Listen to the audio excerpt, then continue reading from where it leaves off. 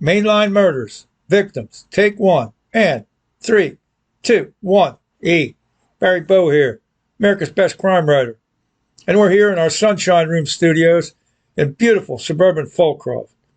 Today, I'm going to start discussing the mainline murders. So let's go back to June 22nd, 1979. A woman looks through her kitchen window and sees her next door neighbor and her 2 children exiting the front door of their home. The mother is Susan Reiner, 36. She teaches English at nearby Upper Marion High School. Amicably divorced, a single mother raising 11-year-old Karen and 10-year-old Michael. The children attend Penwyn Elementary School, also nearby. This is the upscale town of Ardmore on Philadelphia's main line. All 3 are dressed casually as they load in the family's orange Plymouth Horizon hatchback. Susan's scheduled to give a speech the next morning in Allentown, 40 miles away, pretty much due north. She's scheduled to address the Allentown chapter of Parents Without Partners, and she's taking the kids in an attempt to turn the event into a weekend getaway for the family. But she never gives her speech the next morning. In fact, 3 days pass without a sign of Susan or her 2 children. On the 4th day, a man is cutting through the parking lot of a hotel about 5 miles east of Harrisburg. He spots an orange Plymouth Horizon hatchback in the parking lot with its hatch open. He stops to take a look and finds a dead female in the trunk. Calls 911. No ID, so she's going to be listed as a Jane Doe. Now here's a dramatization of that discovery from a video I made a while back. Whoever the victim is, she's more than sick.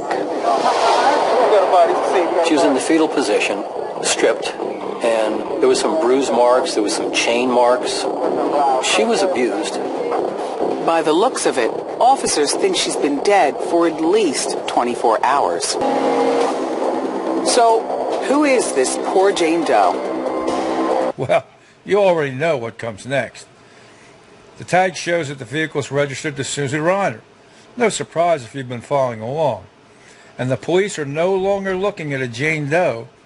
They're looking at the nude, battered body of Susan Reiner.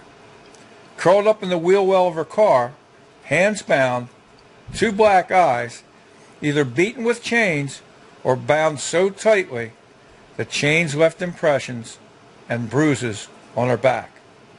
Several puzzles exist from the get-go. To begin with, 3 days ago, Susan Reinhart was supposed to be going to Allentown, 49 miles north of her home. But here she is 3 days later, dead, in the trunk of her car near Harrisburg, 92 miles west of her home. Just doesn't add up. And where are her children? Are they dead or alive? Who committed such an evil deed? What killed her and who killed her? We'll start to sort through these questions next time. But wait, come here. Step right up. I'm going to let you in on a secret. Law enforcement kept this bit of evidence to themselves for several years. That's right, several years. It's going to take several years to sort this case out.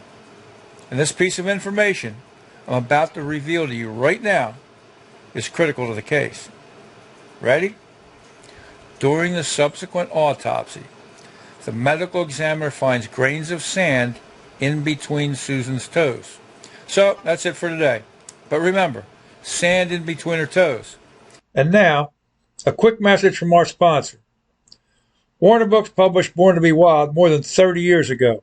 True story, classic outlaw biker saga, outstanding story, still selling.